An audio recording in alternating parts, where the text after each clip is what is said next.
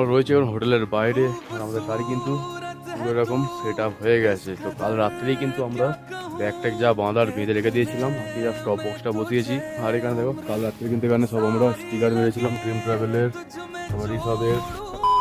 Time হচ্ছে এখন 9:34, আর আমরা আমাদের হোটেল থেকে সবে মাত্র বেরোচ্ছি।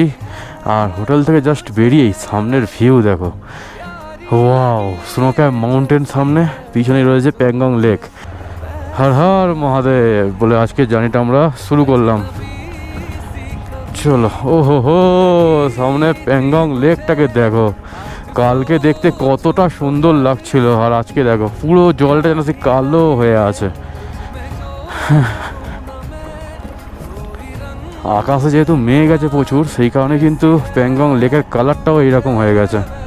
আজকের মোটামুটি আমাদের কটা সাইট সিন রয়েছে, সাইট সিন করতে করতে কিন্তু আমরা কন্টিনিউ এবারে নিচের দিকে নামতে থাকবো। তো ইচ্ছা আছে যে কাশ্মীর পর্যন্ত যদি যেতে পারি তো খুব ভালো হয়। এবার দেখা যাক কাশ্মীর পর্যন্ত যেতে পারি কি না। তো ডাল লেকে আমাদের যাওয়ার প্ল্যানিং রয়েছে। ডাল লেকের ডিস্টেন্স আছে প্রায় 582 কিলোমিটারের মতন। পাহাড়ি রাস্তায় 582 কিলোমিটার মানে কিন্তু প্রচুর রাস্তা। কালকের এই 150 কিলোমিটার রাস্তায় আমাদের 11টা থেকে 4:30 বেজে গেছিলো। মানে বুঝতে পারছি কতটা টাইম লাগছে। এই দেখো বরফগুলো সব গলে গলে এখানে জল হয়ে আসছে। কালকে কিন্তু প্যাংগং লেককে আমরা খুব সুন্দরভাবে এক্সপ্লোর করেছি।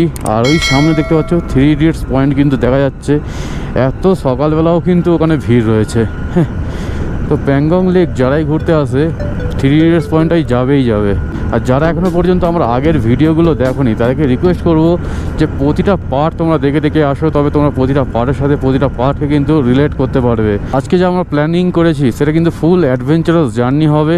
তার সাথে সাথে কিন্তু আমাদের খুব কম রেস্ট দিয়ে কিন্তু গাড়িকে নিয়ে যেতে হবে, কারণ আমাদের বহু রাস্তা কভার করতে হবে। তার সাথে রয়েছে কিন্তু বহু সাইট সিনিং প্লেস, মানে বুঝতেই পারছো সব কিছু একসাথে। যদি আজকে আমরা ডাল লেক ঢুকে যেতে পারি সন্ধ্যের মধ্যে, তাহলে কিন্তু আমরা অনেকটাই এগিয়ে থাকবো। আর যদি পরিস্থিতি খারাপ থাকে, ডাল লেক পর্যন্ত না পৌঁছাতে পারি, তাহলে তখন আবার সেই হিসাবে কিন্তু আমাদেরকে প্ল্যানিং করতে হবে। আর এদিকে যা ওয়েদার কন্ডিশন রয়েছে, যে কোনো মুহূর্তে মুষলধারে বৃষ্টি নামছে।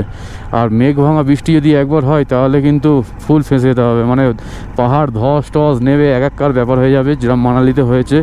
সেই কারণেই আমরা অ্যাকচুয়ালি তাড়াতাড়ি নিচের দিকে নামার চেষ্টা করছি। মানালির রোড কিন্তু এখন পুরো ব্লক, মানে এখন আসার কোনো প্লেসই নেই। কাশ্মীরের রোড দিয়েই কিন্তু আমাদেরকে নামতে হবে। বৃষ্টির মধ্যে পাহাড়ে কিন্তু খুব কষ্টকর ব্যাপার।